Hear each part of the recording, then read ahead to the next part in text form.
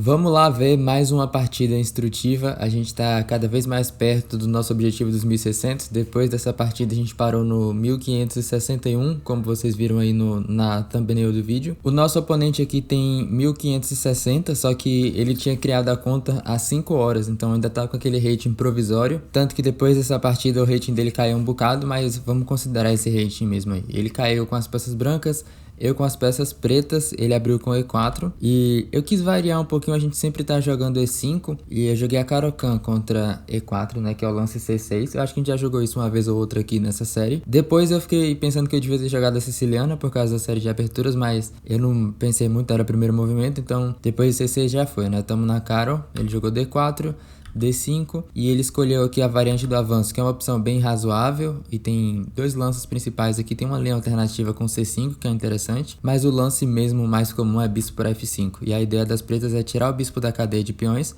e só então jogar E6 fechando a cadeia. E aí o bispo vai ficar um pouco mais ativo aqui do lado de fora, cobrindo essa diagonal. E tem várias linhas que as brancas podem jogar aqui. H4 é um lance interessante, tentando encurralar o bispo depois de G4, bispo G6 e H5.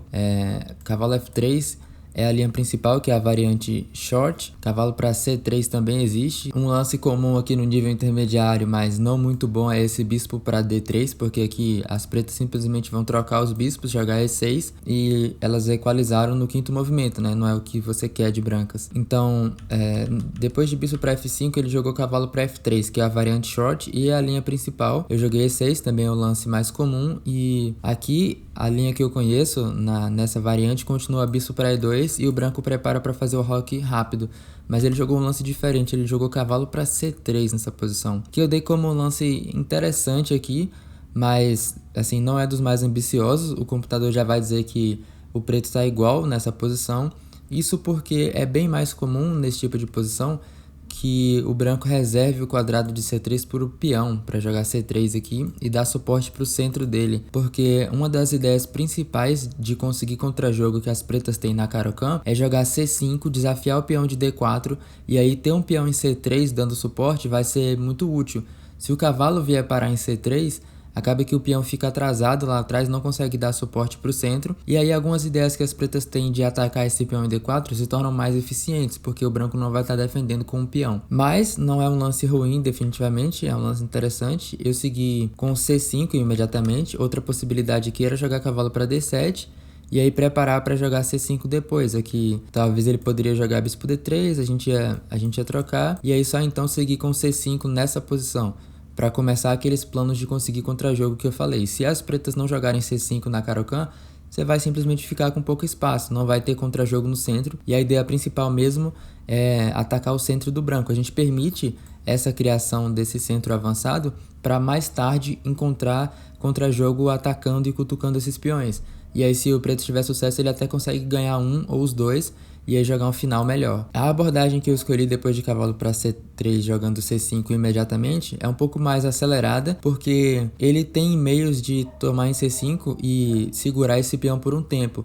Mas a minha ideia não é recuperar o peão imediatamente. A minha ideia é desconectar o centro dele, fazer com que esse peão venha parar em C5, cria um peão fraco em C5 e o outro peão fraco em E5. E prática mostra que em 90% dos casos, em algum ponto do meu jogo, o preto consegue recuperar pelo menos o peão que ele sacrificou, pelo menos um, e às vezes até os dois, porque faz bastante sentido. É uma estratégia a longo prazo, você sacrifica um peão, mas a longo prazo essas fraquezas que o sacrifício em C5 provém acabam dando chances para as pretas de recuperar o peão que sacrificou e talvez ganhar até um segundo, como a gente vai ver. E eu digo isso porque, assim, se ele tomar imediatamente, eu posso tomar com o bispo, claro, não é como se não tivesse defendido o quadrado. Mas ele pode jogar aqui bispo para B5, que foi o que ele jogou, e aí quando eu bloquear, por exemplo, cavalo para C6 é viável aqui, mas cavalo para D7 é o melhor lance. Ele pode jogar bispo para G5. E aqui, se eu jogar bispo E7, a gente troca, né? É o melhor lance, mas é uma ideia um pouco mais avançada. E se eu mover a dama, por exemplo, para B6, que é muito comum na Caro-Kann, quando as brancas jogam bispo G5, você tirar a dama para o outro lado do tabuleiro. Quando o branco vem para cá, você sai para cá e contra-ataca B2. Só que aqui é meio estranho, né? Porque ele no mínimo pode tomar e você vai ser forçado a recapturar com o rei.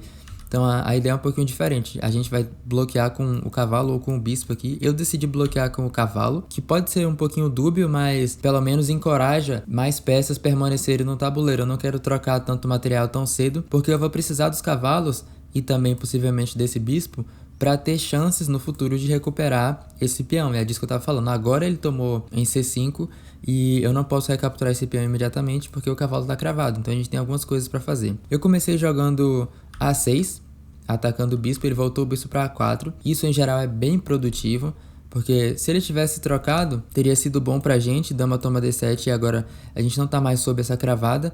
O cavalo pode vir para C6 e aí o bispo vai atacar aqui, o cavalo vai atacar aqui.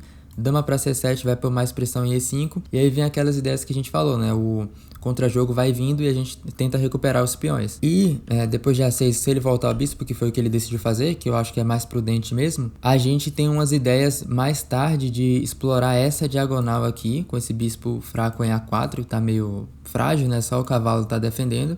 E o cavalo pode ser vítima de algumas táticas. E também dá pra gente a opção mais tarde, se a gente quiser, não agora, né, porque B5 tem C, toma B6, mas quando a gente recuperar esse peão, poder jogar B5 e quebrar essa cravada ou quebrar esse ataque no cavalo, não dá a chance dele trocar. Dá um pouco mais de opções pra gente mais pra frente. Então eu segui agora com H6, atacando o outro bispo do outro lado do tabuleiro. E aqui ele provavelmente deve tomar sim, por mais que ative a minha peça, atacando C5, provavelmente é o melhor que ele teria a fazer, porque ele não fez isso, ele voltou o bispo para H4, só que aqui a gente pode avançar com G5 e ganhar mais tempo em cima do bispo. A peça vai ter que voltar para G3 e agora eu joguei bispo para G7, que também é uma ideia, essa já não é muito comum, mas às vezes você vê na variante do avanço as pretas fazerem o fianquete do bispo escuro e aí começarem a colocar pressão nesse peão e ao longo dessa diagonal. E aí você vai ver alguns temas combinando, né? O meu próximo passo vai ser fazer o roque, e aí eu vou ter consolidado a minha posição. Eu lidei com as duas cravadas que ele tentou propor ali dos dois lados do tabuleiro, a cravada desse bispo ali com o rei e a cravada desse bispo com a dama. E agora que eu consegui lidar com essas cravadas, minhas peças vão ter mais mobilidade e a gente vai começar a trabalhar para atacar esses pontos fracos aqui. E aí vai ser uma posição bem divertida de jogar, porque você tem alvos para atacar, você tem um plano muito claro, que é o de trazer as peças para colocar pressão nesses pontos fracos. Ele jogou cavalo para D4 aqui, tá batendo no bispo, mas eu não me importo se ele tomar, porque eu vou recapturar com o cavalo já ativando a peça para F5.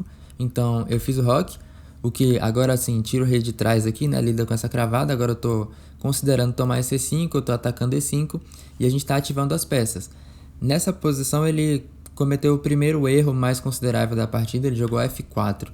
O que eu imagino que tenha vindo na ideia de defender esse peão, porque agora só o bispo está defendendo, e porque eu tirei o rei de trás, o cavalo agora está atacando também, junto com esse bispo de G7, e aí E5 tá difícil de defender.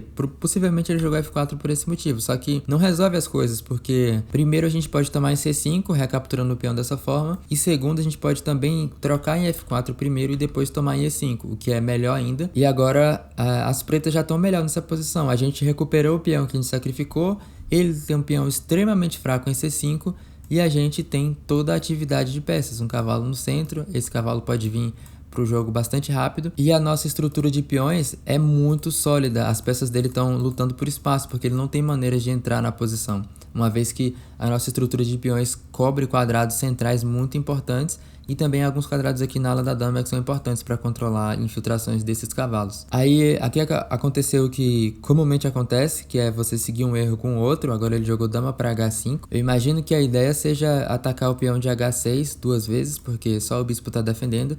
Só que, assim, o primeiro lance que você tem que se perguntar o que você vai fazer depois, se você quer jogar dama para H5, é bispo G6, né? Atacando a dama, porque tudo bem, ele tá atacando o cavalo duas vezes aqui, mas a dama tá no ar. Se ele tomar o cavalo com o bispo, eu tomo a dama. Ele não vai querer tomar com a dama. Ops, meu mouse tá difícil ultimamente. Ele não vai querer tomar com a dama, porque óbvio a gente vai tomar com o bispo. E ele não pode tomar em H6 pelo mesmo motivo. Tem duas peças atacando, mas tem esse tempo na dama. Então ele voltou a dama agora, o que assim prova que isso foi uma total perda de tempo. Ele poderia ter jogado a dama de D1 para E2 só em um movimento e não me dado esse lance bispo para G6. Do que acabou sendo útil. E aqui, por causa desses erros em sequência que o branco cometeu, a gente tem um arremate, que é um lance muito bom, vem com uma ideia tática muito forte. Se você quiser pausar o vídeo para tentar encontrar o que eu joguei aqui, pode pausar agora E se você conseguiu encontrar o lance cavalo para C4, parabéns, esse é o lance certo. E depois desse lance, o preto tá totalmente ganho, né? Eu espero que você consiga ver o motivo. É basicamente em consequência de muitas ameaças táticas ao mesmo tempo.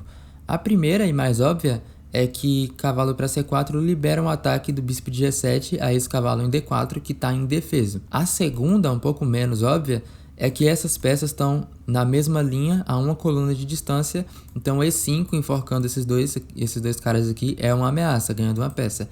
E a terceira é que cavalo para C4 ataca o peão de B2, e quando a gente tomar em B2, a gente vai estar atacando esse bispo. E aí essa é talvez a mais importante, porque se você não considerar isso, talvez cavalo para F3 seja um lance difícil de responder, porque ele salva a peça do ataque e defende o quadrado de E5. Agora a gente não tem como tomar a peça, não tem mais ideias de enforcar, só que aqui vem a nossa última ideia tática. Cavalo toma B2, agora o cavalo em C3 está no ar e o bispo está atacado. Ele pode defender esse cavalo, só que não vai levar muito longe. Por exemplo, bispo para E5, defende o cavalo, e aí o cavalo consegue ficar em C3 defendendo o bispo. Parece que ele resolveu todos os problemas. Mas agora vem cavalo toma 4. Se ele tomar o cavalo, dama para A5, ganha uma peça de qualquer jeito, está atacando os dois caras aqui. E se ele tomar em G7 primeiro, não faz muita diferença, a gente toma com o rei e temos uma peça a mais nessa posição, não se esquece de contar. Se ele tentar recuperar essa peça a mais tomando em A4, dama para A5, a mesma ideia, cheque e enforca esse cavalo. E no final da linha a gente sai com uma peça a mais do mesmo jeito. Então, depois de cavalo para C4, o melhor lance teria sido fazer o roque, priorizar a segurança do rei. E aí a gente jogaria E5 aqui e sairíamos ganhando uma peça. Ainda tem o trabalho de converter o final, mas o preto está em essência ganho. Só que ele tornou o nosso trabalho bem mais simples aqui. Depois de cavalo para C4, ele jogou B3, o que... assim, é bem mais fácil agora ganhar, porque a gente vai tomar aqui.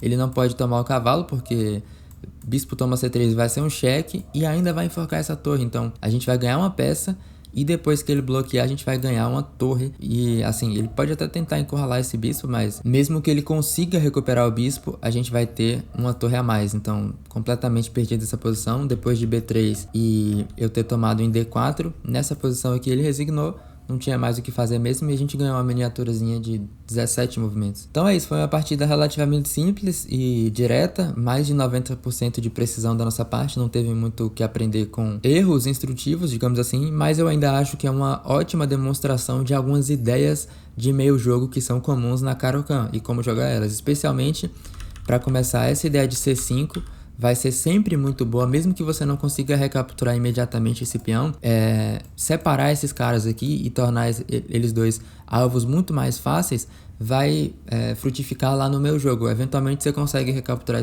esses peões com quase toda certeza. E a outra ideia um pouquinho mais criativa é essa de G5 e bispo para G7, e aí redesignar o bispo nessa diagonal onde vai atacar esse outro ponto fraco aqui. Se esse peão tivesse aqui em D4, o bispo em G7 fica mordendo pedra, né? Porque o peão em D4 defende o G5. Mas aí que vem a nossa ideia. Em C5 a gente separou os peões, agora E5 é um alvo, C5 é um alvo e a gente consegue contra-jogo bem fácil. Então se ficou alguma dúvida sobre a partida ou se você tiver alguma sugestão de vídeo pra gente fazer mais pra frente, deixa aí nos comentários, eu tô sempre lendo, eu espero que você tenha gostado e até o próximo vídeo.